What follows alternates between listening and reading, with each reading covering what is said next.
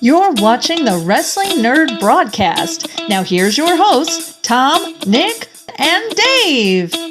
It's you, it's me, it's NRD. It's you, it's me, it's NRD. Uh-huh. Let's start the show. That is right, ladies and gentlemen. It is you, it is me, it is T, it is D. Welcome to episode 181 of the Wrestling Nerd Broadcast. Now, ladies and gentlemen, as you all know, I am the king of the nerds. And I'm going to try one of these things that former king of the nerds, JP Hooper, did. And that was, I do royally decree that Forbidden Door is a washed concept now. I'm sorry, everyone, but it's true. Yeah. And I will say this. We're recording this on July 1st, so happy July 1st, everyone, and happy 4th of July to everyone this weekend. Happy birthday to my dad. It's his birthday on Wednesday, the 3rd. Oh, my friend Ruth's birthday is on the 4th. Springsteen? Ruth. Oh, Ruth. I'm sorry. I thought you said Bruce. I'm sorry. But yeah.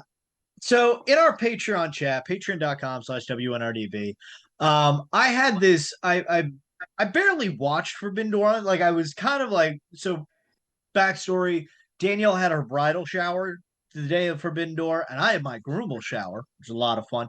But like, so we were just like catching up that evening. We had Forbidden Door on in the background, kind of. There were some matches I was excited to see. But so, and I just also like wasn't feeling the build of Forbidden Door. But in the Patreon chat, I mentioned this 5 years ago when AEW started. My fear was that we've all here in the US that aren't hardcore New Japan fans. We've heard of the Young Bucks. We've heard of Kenny Omega. We've heard of Bullet Club. We've heard of Okada, Jay White, and Naito, and these other figures we hadn't seen. And so it kind of creates this mythical lore in a way.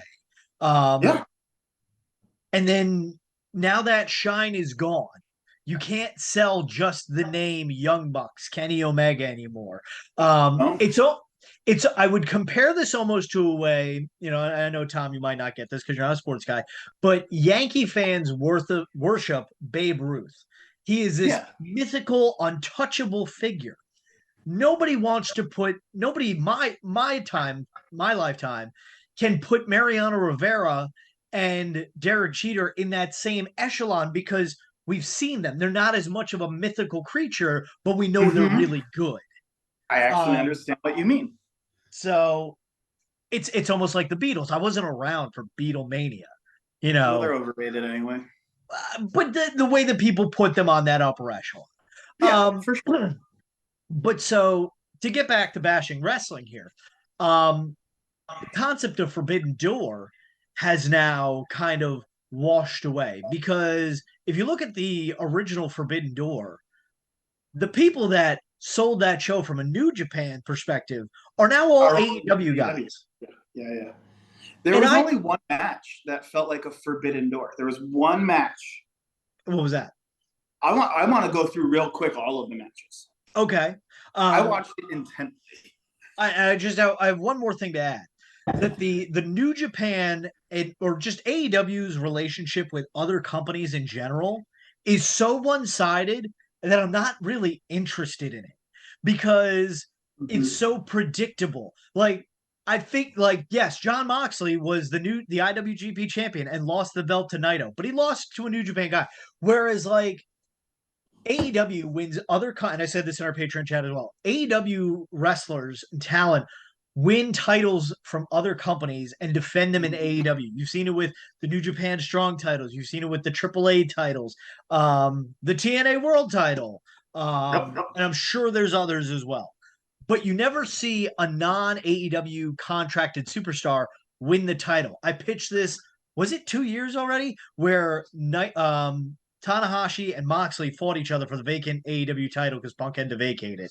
And I said, let Tanahashi win it. He can go defend it for a couple of months in New Japan and then lose it to somebody in a couple of months. Yep. Like, why not? So yeah, I ran on Forbidden Door and why it's trash. it was a long event. 15 matches. 15. So pre-show was fine. 5 matches. The Chris Statlander, Momo Watanabe versus Willow Nightingale and Tam Nakano made no sense to me. Didn't care about it. This is the match where there's the only essence of a Forbidden Door was Los Ingobernables, Yota Tsuji, Titan, and Hiromu Takahashi against the Lucha Brothers and Mystico. Because you had AEW, also AAA. Yep. Because the Lucha Bros as well, CMLL and New Japan. That was crazy because there's like bad blood between a AAA and CMLL. Mm-hmm. So like that match was insane. That match being on the pre-show was it was the right move to have for free to get people excited because it was insane. Yep. But it deserved better. Mariah May versus Saraya, I didn't watch because I don't care about Saraya. The ladder match, great match. That ladder match was phenomenal. But I will say it didn't feel like a Forbidden Door. It felt like all AEW. It was literally Jack Perry, Briscoe, Dante, Leo Rush, Phantasmo. It was really all AEW guys. Phantasmo, I guess New Japan. Leo Rush is no one. He is New Japan, I think. He's New Japan. Do you want to come up here? Can I pick you up? That match was insane, though. When Takeshita threw Phantasmo through the table and the table just disintegrated. Was phenomenal. Everyone say hello to my dog Jack. I'm sorry. Hi, baby Jack. But Takeshita Jack Perry winning made sense. I thought they were going to call an audible and have Takeshita win because the crowd was so horny for it. Yep. What else? Owen Hart Cup, Danielson Shingo, phenomenal match. Yep. You liked that one, didn't you? Wanted more with what's his face, the commentator. Oh my God, Nigel McGuinness. Oh yes. I think they're going to build that up to where he's the vacant spot. Whatever. Trios match was terrible. Learning Tree against Joe Hook and Shibata. There were moments, but did we need it? No. I think it's just because Jericho needs to be on every paper. It didn't feel warranted. Like I love Jeff Cobb. First time I saw Jeff Cobb was against Will Ospreay in the G1 Climax or the G1 Supercard at the Garden. And Dude could go and I love to watch him and it sucks. Jeff Cobb's phenomenal. He doesn't want to settle down with a company really.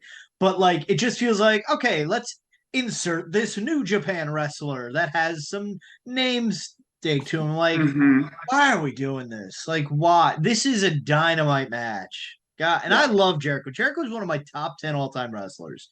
And it's Jesus. And he's not doing himself any justice in trunks. I'm sorry. I'm not here to body shame. He looks a lot better at whatever age he is now than I do now. But it ages him. He looked better in the pants. So yeah, I don't know. That match meant nothing to me. The women's world title match, I was excited for Tony and Mina Shirakawa. It was good. It was good. Yep. Was it great? I don't know. But it was good. I was hoping there'd be more tension at the end than them walking out together with Mariah May. I didn't like the happy ending. I liked the tension. So that was fine. Zack Sabre Jr. versus Orange Cassidy, I watched 0 of because I hate Zack Sabre Jr. and don't think he's a good wrestler. And I think people that like him are wrong. MJF versus Hechicero. That match felt like it didn't belong. Yep. Not a good way to open the show. I get having the hometown boy open the show, but that match, I couldn't tell you one spot in it because it was so disinterested. Yep. The Elite versus the Acclaim with Tanahashi was fun. Yep. That was a fun match. There were great moments. I love that Tanahashi was air guitaring during the rap. Yes. I thought that was brilliant. I love that Max Caster just kept calling Okada a bitch over and over and over and over again. I thought that was brilliant. As a match, it was fine. I will die on the hill. Okada has the best dropkick in professional wrestling, and that is end of discussion for me. Oh. TBS champion. And I do have to just throw this in there. I took a picture of my screen recording to show Danielle that Jack's in the show with us, and she said it. She said the line. Whoop. Hi, Tom. Hi, Danielle. I was going to ask how my boys are doing, and it seems Jack is broadcasting today. Nick, I who? Enjoy your karaoke. Which I'm looking forward to Nick's date for next week. Mercedes Moné, Stephanie Vaquer was fine. It seemed sloppy. It seemed like Mercedes can't get an opponent that can flow with her well. Agreed. The highlight of that match for me was Monet's tribute to Harold or Gerald, depending on who you root for. You know, it's like the same stuff she had for WrestleMania 38. She rocked that. Was it? No, I'm sorry, 37. 37? Yeah, 37. Doesn't matter. Whatever. That was a fine match. Like, we all knew how it was going to end. Yep. What else? Moxley Naito. We were talking in the Patreon group. JP had mentioned Naito's got to change something. Yep. Naito's been doing the same thing for forever, and he's got to update his gimmick. I'll say this. I literally blacked out after it, but I remember that at one point Naito puts a chair in the ring, sits down, crosses his legs and whatnot, and then Moxley grabs a chair, and I think he was threatening to hit Naito. Did he? I'm like, why aren't you sitting down and recreating the Undertaker and Brock Lesnar laughing at each other meme? Yeah. Like, come on, guys. Yeah. It was a missed opportunity. It was a good match, but I don't think it was. It wasn't IWGP title worthy. I felt like it was just a match. Yep. Swerve and Will killed it. Absolutely. 100%. I will watch those two wrestle week after week. Yep. They were so innovative.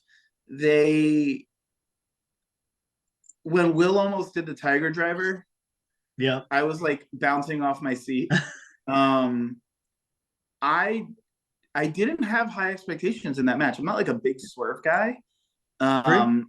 It really proved to me Swerve deserves to be where he's at. Yep. Like, I thought Will was winning. I totally thought Will was winning. I thought Will was walking out champion. And he was going to go into Wembley as the champion. Nope.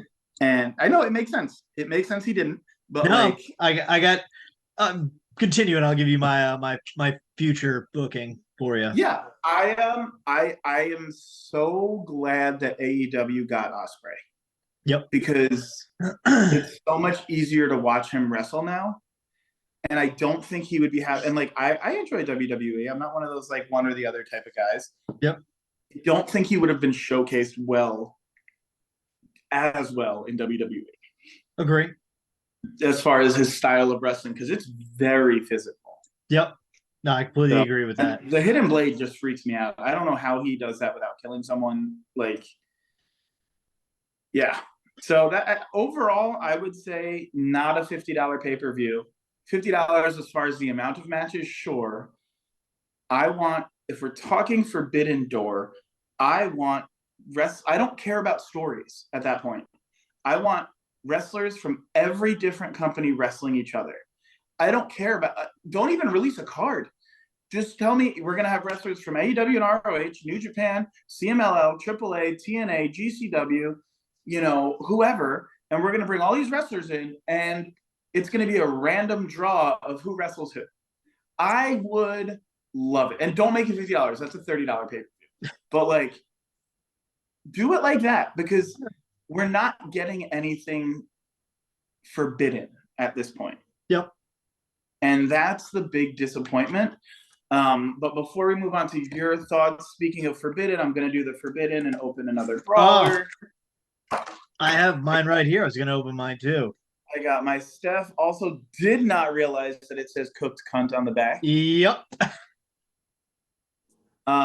This is, now I know we always say we hate that women's faces are painted.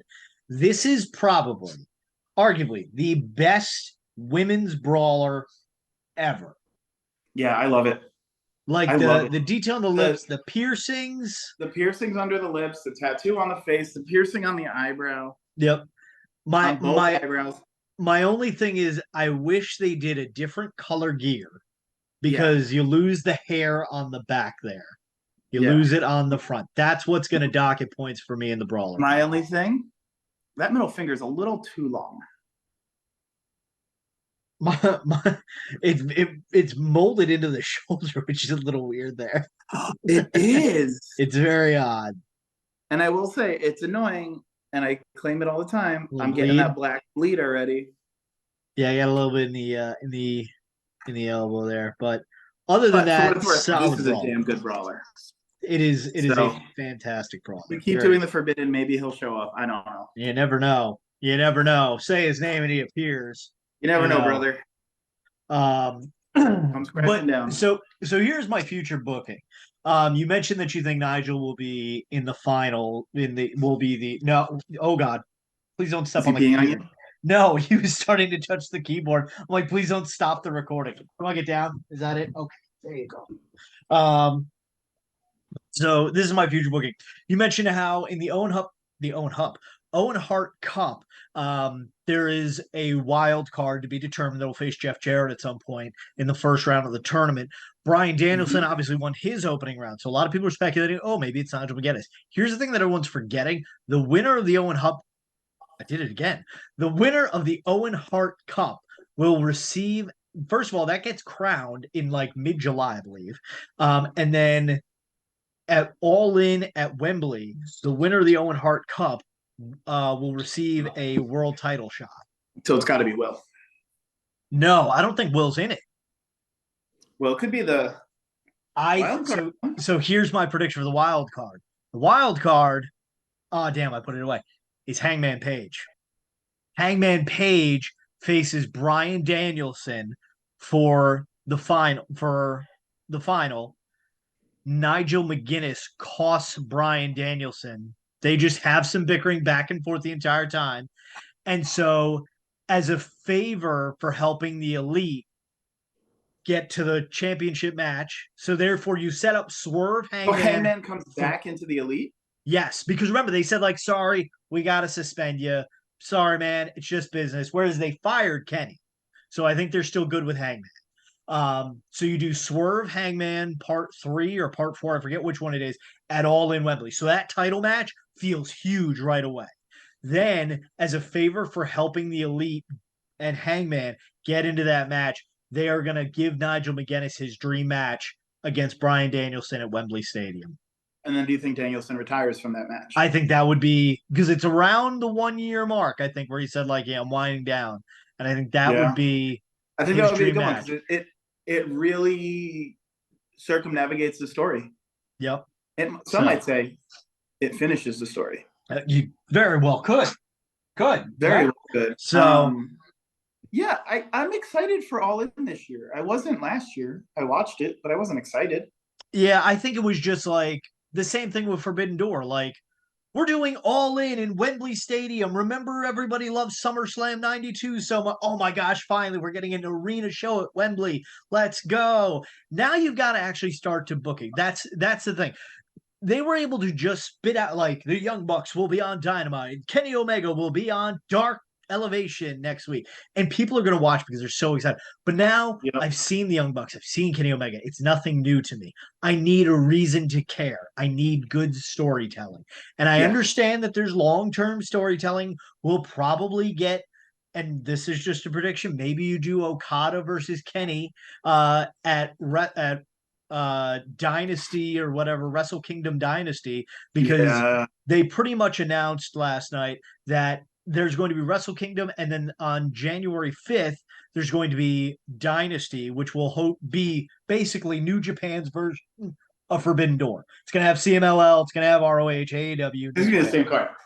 It's going to be the same card, except New Japan guys go over. So, yeah, so that's my long-term booking on that. Yeah. I'm excited for that Dynasty event, though. Like, Wrestle Kingdom's my favorite morning of the year. Yep. And I'm glad that it's not 2 Wrestle Kingdoms nights. Yeah. That it's Wrestle Kingdom and it's Dynasty. And I like that because you're not going to mix in too many foreigners coming into Wrestle Kingdom. Yep. Do I want to fantasy book Dynasty so bad? So bad. If I don't get Yano versus Danhausen or Yano versus Effie or Yano, I don't care. Yano versus Orange Cassidy. I don't care. I need it. I need it not in the scramble. I need it in a match. And So this is what I'm curious about in terms of how they book this. Will they primarily just be booking this on New Japan television? Will they book it on AEW television? Because I think it'll be a mix because AEW guys would go to Japan. So I wouldn't be surprised. And I don't watch New Japan, so like obviously I watch Wrestle Kingdom and I kind of pay attention what's happening with the G1 a little bit, but in terms of their weekly television, I don't watch it. So if you watch if you watch New Japan Pro Wrestling, let us know in the comments below, like if they did any build for AEW Forbidden Door. 'Cause I'm curious to see how that'll play out at the end of the month. So, and I mean, I'm sure like we'll see all of it too on the internet, and like I'm excited for it. I am excited for a lot of things in pro wrestling right now. I think I'm very excited for this bloodline stuff and what's going to happen with that. Woo! Very excited that Bailey is becoming slowly, I think, gonna start hugging again. I'm excited. I think when they do war games with WWE, I think we're gonna get some crazy shit. You mentioned the bloodline, and I just have to touch on how emotional that was to watch that Paul Heyman segment. Just when he says, Solo, I acknowledge that you are not my tribal chief. 10-year-old me who's sick home from school, like I just heard Maury go, you are not the, and I'm like, ah! The same kind of emotion elated in odd comparison. And somebody else tweeted out, like, it's so fitting that the man who once used to have to sneak into the garden to take pictures at ringside main evented the building last night. I thought that was so cool. And the fact that like they put an old man through a table. Oh, and you could tell he was the look in his eyes. He knew it was coming. I'll tell you though, man, like I've had my qualms with Paul Heyman because he's annoying and whatever. That man is the most dedicated man to the business. Yep. Like period. 100%. And like I know Tony Khan's a big fanboy, but that doesn't mean he's dedicated. I love Tony Khan, but no one has a dedication to professional wrestling like Paul Heyman. Period. Yep. 100%. And I think we're gonna. I think it's gonna die with him. Not wrestling's gonna die with him, but like it'll never happen. There will never be another Paul Heyman. It's gonna be tough. He's the Babe Ruth of our wrestling. The great Gambito. No, I think Bobby Heenan is the Babe Ruth, and Paul Heyman is the Mariano Rivera. I don't know who that is. Okay, but okay. Bobby Heenan is the Beatles. So Bobby Heenan is the Babe Ruth because he's the golden era. The golden era. So then Paul Heyman, in just terms that I would understand, is the Tom Sasso of sports. Solid. Wait a second, folks. We have talked about entering the Forbidden Door. I swear to God, I just see iPhone entered the waiting room. I don't know. Could you imagine? Is there one person or is there two on the other side? Let's see what happens. We got to switch to gallery view. Oh gosh. What's happening? Have we cracked open the Forbidden Door? It just says iPhone. Oh, No, it's just two people. Never mind. I just wanted to stop in and say hi. I'm boycotting the podcast tonight because of Shane McMahon showing up. I'm not really in a good place for podcasting because of this. I mean, what kind of Forbidden Door is open and Shane McMahon walk through? I mean, come on. Hi, Owen. Say hi. The real star of the show. Hi, Owen. It really is. The CFO of Aqua Care Pool. Owen, do you want to see something really cool? It's the Steph DeLander micro brawler. With the mic? Look, who is that? What is that? Is that a wrestler? Is that? Wrestler. Not one that's flipping the bird. I don't have anything else that I can show him. So. Yeah. Oh boy. Well, Nick, you made it to the end of the show, so I guess we're looking forward to your update next week. But I don't think we should talk about what it might be. We're ready. The real Forbidden Door is about to be. I know that's what I was really hoping. I saw iPhone has entered the chat. I'm like, uh-oh. Is it? Is it? Could it be? Say his name. You'll have to tune in next week, nerds, Yeah. to find out what happens on this week's week of the Wrestling Nerd Broadcast Real Life to get an update next week. And like your mother always said, don't put salt in the pepper shaker and don't put sugar in the salt shaker. So subscribe to us on YouTube, like us on Facebook, Instagram, and Twitter. Hit us up on YouTube, patreon.com/WNRDB. Give us your money. Nick's got a baby right there, and he needs more things. And don't forget to tell your mother you love her. And just because it's the 4th of July this week, just like Dave Canning says, the other guy says, God bless America. Monkey.